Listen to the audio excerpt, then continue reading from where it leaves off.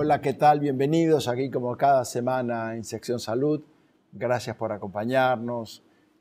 Facebook, YouTube, Internet y todas las repeticiones en toda la República Argentina, también en la República Oriental del Uruguay, a donde los satélites nos llevan.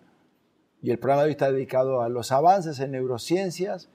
Tenemos una autoridad para hablar de esto, el doctor Fernando Cáceres. Bienvenido, Fernando. Gracias, Carlos. Les voy a contar de quién se trata. Fernando Cáceres es un médico neurólogo que ha trabajado muy esmeradamente aquí en el Reino Unido, está en la Argentina, y hoy es el director general de INEVA, este Instituto de Excelencia en Neurociencias en la capital federal.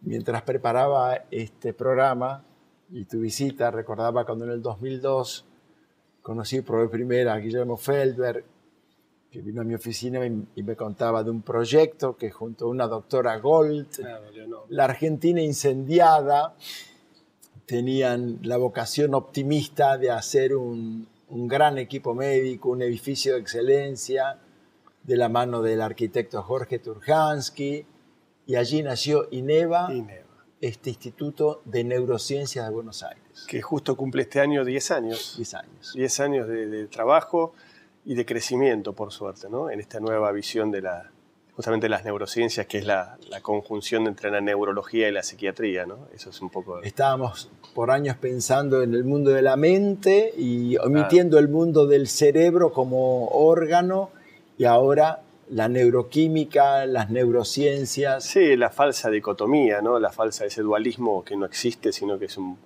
una unidad en el ser humano, es imposible de verlo de una manera o de otra. Esto es difícil porque una cosa es el discurso y otra cosa es llevarlo a la práctica. En INEVA, desde lo edilicio, que lo que decías vos del arquitecto Turhansky, hasta lo ideológico, nosotros los profesionales que hacemos INEVA tratamos de que la conjunción interdisciplinaria entre neurología y psiquiatría sea la mejor manera de abordar al paciente, ¿no? Si tuvieses que hacer una recorrida fotográfica con los hitos más importantes o los progresos de estos últimos 10 años, es usual en una reunión familiar escuchar hablar de Alzheimer, de Parkinson, de esclerosis múltiple. Los medios masivos contribuyen mucho en esto también, la prolongación de la vida, esta novedad que nos sorprende. Personas, hombres y mujeres de 90, veían la televisión antes de ayer, varios que cumplían 100 años. ¿Y cómo impacta esto en la salud y qué aportes y avances ha traído la neurociencia en este periodo? Básicamente, el avance en el cuidado de la vida y la prolongación de la vida están cambiando un poco el espectro de enfermedades que estamos expuestos. Antiguamente, en el siglo XX, en la primera mitad del siglo XX, las enfermedades infecciosas dominaban el mundo. Así es. Y eso producía un acortamiento de la vida importante con la aparición de las terapéuticas, de las vacunaciones, la profilaxis, los antibióticos. El cambio de las enfermedades hace que las enfermedades crónicas dominen el espectro, y no solo ahora, sino lo que se viene en el futuro. Las enfermedades neurológicas y psiquiátricas son justamente enfermedades crónicas, con esa característica que durante muchos años, vamos a decir cuál sería lo que ha cambiado. El estigma que tuvo siempre la neurología específicamente es que éramos los neurólogos grandes diagnosticadores, pero con poca oferta de terapéutica. Éramos grandes semiólogos con mucha experiencia en el consultorio, que le decíamos al paciente que tenía eso y después se acababa. Esa fue la gran revolución, si tengo que decir, en los últimos 10 años. El espectro terapéutico en muchas enfermedades ha cambiado y no solo sigue siendo importante el diagnóstico adecuado, pero hoy existen numerosos distintos tipos de terapia, numerosas terapéuticas, desde la terapia génica hasta la terapia de neurorehabilitación, que hoy, si podemos decir que en neurociencias ha avanzado muchísimo, y hoy hay enfermedades, como tú mencionaste, la esclerosis múltiple, por ejemplo, que hace 20 años que en medicina es ayer, no había absolutamente nada. Y hoy, 20 años después, podemos decir que la esclerosis múltiple, enfermedad otrora una enfermedad discapacitante que condenaba a la persona joven que tenía esta enfermedad a la discapacidad irremediablemente, hoy la persona con esclerosis múltiple puede ser una vida normal, medicada. Ese es un ejemplo en 20 años. Es realmente una revolución. Otras enfermedades como el Alzheimer es un problema sanitario grave y serio porque vos mencionabas que la prolongación de la vida, el riesgo más importante inherente a la aparición del Alzheimer es la edad. Conforme aumentan los años, mayor posibilidades tiene la persona de tener Alzheimer. Está proyectado que en los próximos 20 años se van más de duplicar la cantidad de pacientes con Alzheimer en el mundo. Entonces, eso trae... ¿Hay una cifra de pacientes estimada en la Argentina con Alzheimer? Lo que pasa es que eso depende de la prevalencia. En la Argentina el promedio de vida se ha prolongado, la expectativa de vida es 78 años. Y vos pensás que después de los 60, el riesgo de Alzheimer se ha incrementado muchísimo. Entonces, eso adquiere números de epidemia, conforme de una epidemia oculta, porque lo que pasa es que bajo el término demencia se incluyen muchas alteraciones. Hay términos que hay que erradicar, como la demencia senil, la arteriosclerosis, que la gente menciona, eso no cumple. ¿Qué decimos cuando hablamos de demencia senil, arteriosclerosis? Muchos de esos pacientes tienen enfermedad de Alzheimer, muchos pacientes tienen alteraciones vasculares. Son nominaciones del año 40, de las radios, de que los todavía medios. Tienen implicancias. Entonces, Surmenage, otra palabra que se usa es muy también. difícil tener una estadística adecuada, pero podemos decir que los números son apabullantes y es un problema sanitario grave, porque no solo es un costo personal en el paciente con Alzheimer, sino el entorno familiar y social, los hijos, y a veces el sistema sanitario no está adaptado para cubrir todas las dificultades que conlleva manejar un paciente con un tipo de estas enfermedades. En estas enfermedades, lamentablemente, a diferencia de la esclerosis múltiple, no tenemos un avance tan importante en el tratamiento, pero sí en la fisiopatogenia y justamente en el diagnóstico. El diagnóstico que se ha avanzado muchísimo en métodos por imágenes muy precisos, muy exactos, que si bien no dan el diagnóstico definitivo de esta enfermedad, ni mucho menos, pero estamos empezando a conocer por qué se produce esta enfermedad tan extraña, y una manera de tener tratamientos es primero saber por qué ocurre algo. Esa es la punta de lanza para poder tener un tratamiento. Pero eso no quiere decir que no haya un tratamiento farmacológico eficaz y contundente, que no haya nada que hacer. Hay equipos interdisciplinarios muy preparados, y en nuestro instituto contamos con ellos, para el abordaje de esta tan difícil enfermedad. Porque si hay un común denominador en todas estas enfermedades neurológicas y psiquiátricas, es que el abordaje debe ser necesariamente interdisciplinario. Un neurólogo, un médico solo aquí no hace nada. Se requiere un equipo de profesionales trabajando. Pensaba en la familia que tiene un miembro con Alzheimer y los esfuerzos emocionales, espirituales, físicos que requieren.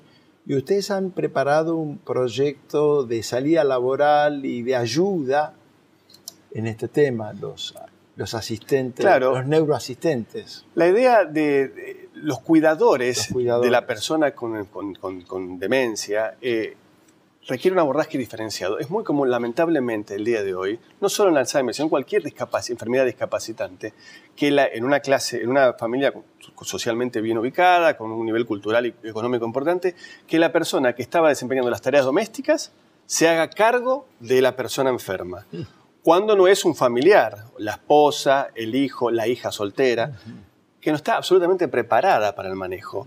Esto requiere una profesionalización del cuidado. El cuidado de esta persona no puede ser librado a una persona que un día estaba con una función y actualmente tiene que ser otra función.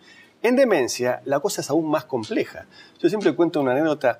El paciente, por la misma enfermedad, tiende a repetir y a plantear una situación varias veces y no sale de ese circuito de repetición.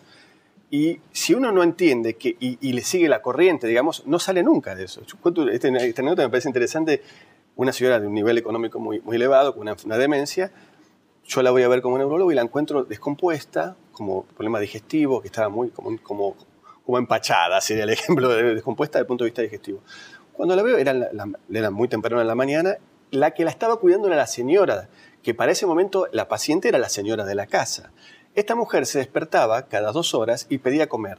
Decía, quiero comer. Y la señora le proveía. Yo quiero comer.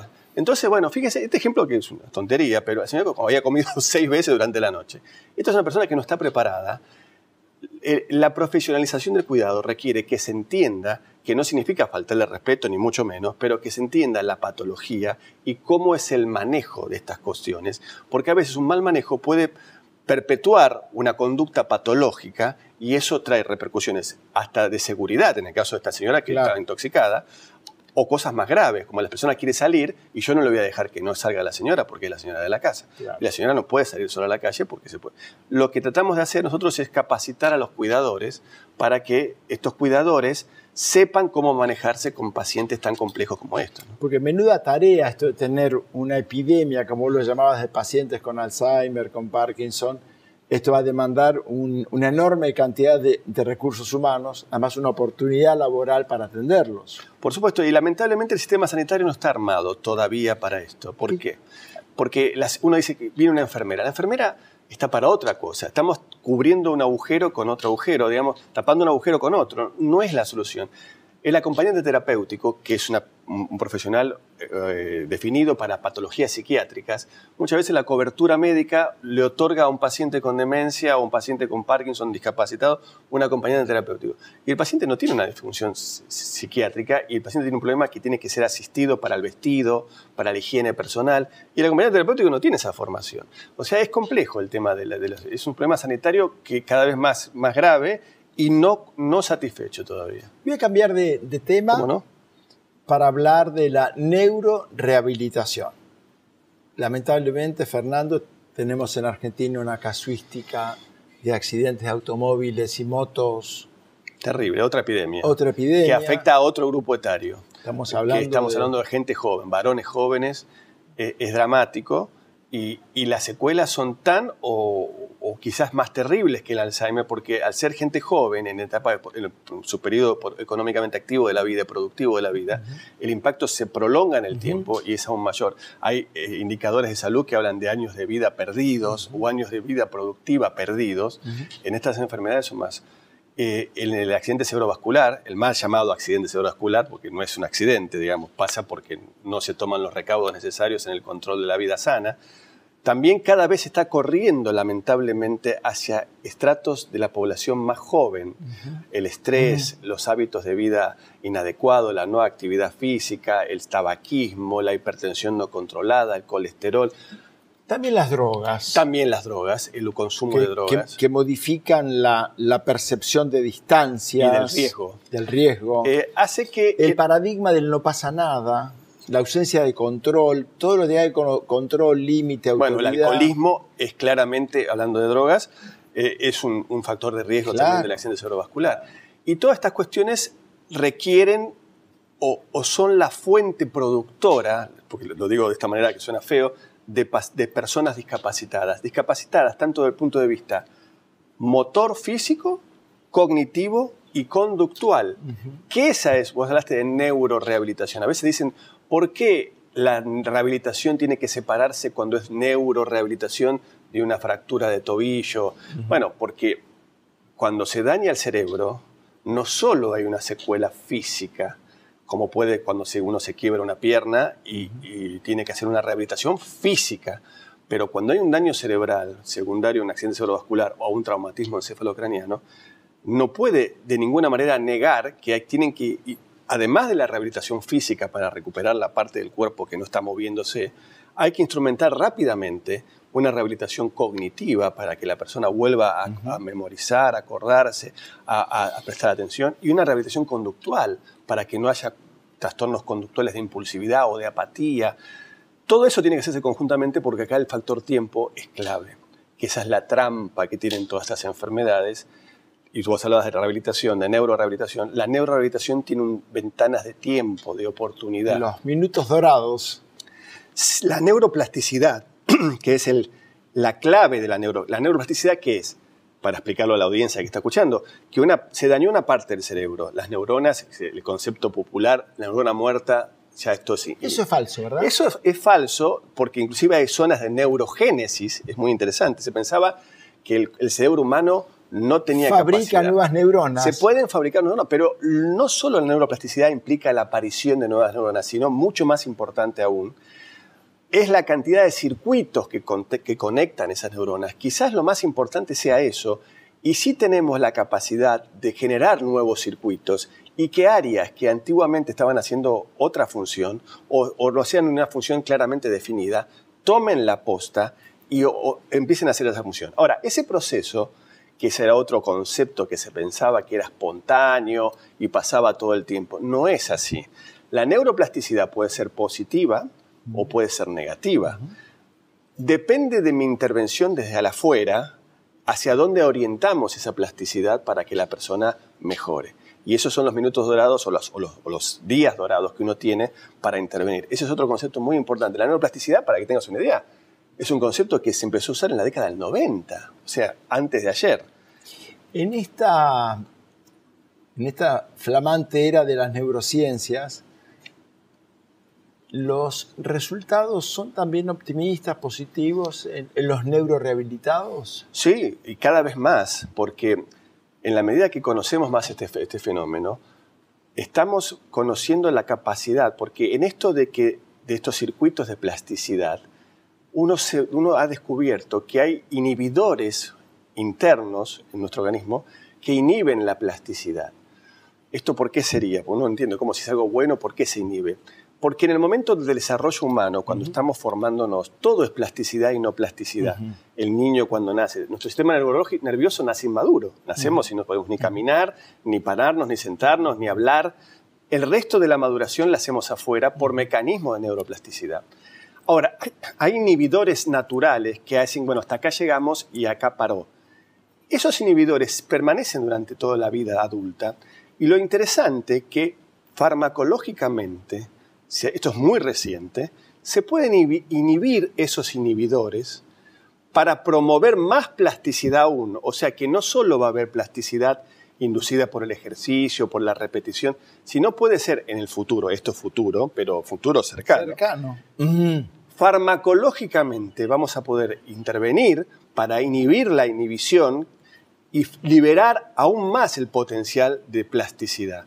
Esto es todo un campo que abre no solo en la rehabilitación, sino, hablábamos antes del Alzheimer, una de las cosas interesantes, la plasticidad también se ve en el Alzheimer. Cuando uno me dicen, todos los pacientes me dicen, ¿qué puedo hacer para prevenir el Alzheimer? Es común, hablan de determinados hábitos, determinadas comidas, determinadas dietas, determinada actividad física. Hay un montón de parámetros que... ¿Podemos enunciar algunos buenos aliados?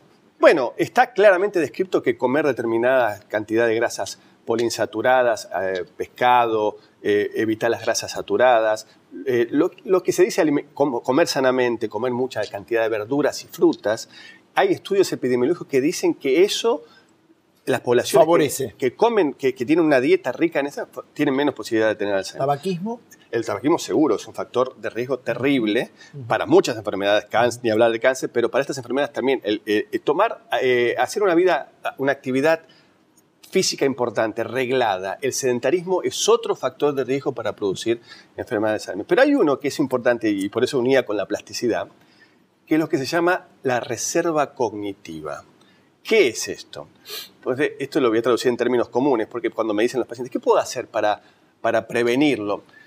La reserva cognitiva es todo lo que nosotros usamos, en el buen sentido de nuestro cerebro, en el sentido de adquirir cosas, de trabajar nuestro cerebro, de estudiar, de estar siempre activos cerebralmente, de emprendiendo siempre nuevos desafíos, leer, estimularse. Está estudiado que cuanto mayor es la reserva cognitiva de una persona, más tardíamente se hace evidente el Alzheimer. Esto quiero decirlo muy claro. No quiere decir que la persona que tiene el cerebro estimulado no va a desarrollar Alzheimer, porque hay otros factores hasta genéticos que determinan que la persona desarrolle. Pero sí está estudiado que se retrasa la aparición y que se retrase 5 o 10 años en una persona mayor es mucho. Entonces yo siempre les digo a las personas, usen su cerebro, estudien. Antes se decía el típico ejemplo, yo ya estoy grande para estudiar, para aprender a... Hay alumnos universitarios en primer año pero de 60 años. Ese paradigma está cambiando. Es más, se aconseja que se haga eso. Y se aconseja que se haga eso porque mucha gente dice, yo hago palabras cruzadas. Está bien, palabras cruzadas es una forma, pero se estimulan determinados tipos de funciones cognitivas. Pero el proceso de estudiar una materia, de aprender algo nuevo... O asistir a una conferencia, o tomar un curso. Eso desarrolla... O sea, hay gente que aprende idiomas a determinada edad. Tengo pacientes míos que están estudiando ruso, alemán... Que sí que es un mito esto de que hay un límite... Muy por el contrario. Muy por el contrario. Por eso, el consejo mío, ¿qué puedo hacer? Use su cerebro. Estudie, estimúlese. Lo peor que puede pasar, esto es muy común, pero no solo para prevenirlo, sino una vez que se instala el Alzheimer, como toda enfermedad crónica, no es monofásica ictal, no es que se produce de un día para el otro, se va produciendo lentamente. Entonces es muy común que la persona va teniendo dificultades y la familia dice, no lo ayudarlo a la abuela, no lo molesten, lo aíslan, no lo estimulan. Eso lo único que redunda es que progrese más rápidamente, porque los mecanismos de neuroplasticidad... Darles el periódico es bueno... que haya almanaques, que estén orientados en tiempo y espacio, que no miren las noticias, que no miren nada, que no esté... Es bueno porque vea la televisión, que vea la temperatura... Que salga, que esté conectado, todo eso es bueno. Y estos conceptos, fíjate cómo unimos todo con la neuroplasticidad, es una forma de neuroplasticidad esta, estimular la reserva cognitiva. Y eso no es fármacos, no es nada, es simplemente un cambio de actitud de vida para prevenir todas estas cosas. Un año estando en la Sociedad Americana de Medicina, me encontré con una estadística muy interesante y era que la expectativa de vida de un operario era menor a la de un ejecutivo y mucho menor a la de un intelectual, que por cada año de capacitación como que se prolongaba un año la vida. Bueno, eso yo creo que no solo es por las funciones cognitivas, sino porque también uno adquiere más conocimiento. Mejor ingesta. Mejor ingesta. Hay otros factores, porque lamentablemente hay factores sociales, ¿no? Cuando uno le dice rápidamente viva sano, coma sano, entramos al otro terreno, pero no es fácil el acceso, lamentablemente. Es mucho más fácil el quedarse en una vida poco saludable y más fácil y más barato que instrumentar cambios de vida saludables. También es cierto que no todo es económico, hay grandes presiones del marketing y del consumo. Había fruteras en las casas, algunos colegas tuyos promueven bajarse una parada ante el subte, subir la escalera. No hay tiempo, a veces ni energía para hacer actividad física al fin del día. Pero qué lindo que es claro ver una caminata. Pero qué importante que haya una caminata cerebral también. Es que eso no se... Lamentablemente, los tiempos que vivimos la medicina hace que el médico adquiera, porque los tiempos son escasos y estamos automatizados en nuestro acto médico, y tengamos clichés, como por ejemplo, coma sano, haga actividad física, cambie su estilo de vida. Se dice casi como si fuera una receta de cocina. Y la persona lo asume y así se automatiza todo y sale sin hacer ningún cambio. Así es. Lo que tenemos que hacer, y quizás los médicos estamos mucho tiempo describiendo cómo tomar una pastilla o cómo aplicarse una medicación. Y ahí sí nos detenemos. Está cambiado. Cuando las intervenciones no farmacológicas, muchas veces, yo no estoy diciendo que lo farmacológico no sirva y no sea útil, pero a veces las intervenciones no farmacológicas son las que producen los verdaderos cambios en la persona. Hay que detenerse. Yo, por mi formación en rehabilitación, cuando hablo, nunca digo haga actividad física. Le explico lo que tiene que hacer detalladamente esa persona. Seguro. Porque si no, no lo va a hacer la persona. Fernando, gracias. Por favor, muchas gracias. Felicitaciones a INEVA, un saludo especial al doctor Adrián Huerta de la Fundación INEVA, a Guillermo Felber, a Alberto Iribarra, a todos los que trabajan allí tanto. Es muy importante que festejamos este año con unas jornadas, este año el 26 y 27 de junio, que son buenas. Invitamos, son jornadas abiertas, científicas. Y este año, por ser los 10 años de INEVA, es importante que... Pondremos la mejor web y los mejores contactos. Muchas gracias. Fernando, gracias. A ustedes por acompañarnos cada semana. Nos vemos la semana entrante aquí en Metro, en Sección Salud. Y me despido como siempre. Primero, la salud. Muchas gracias.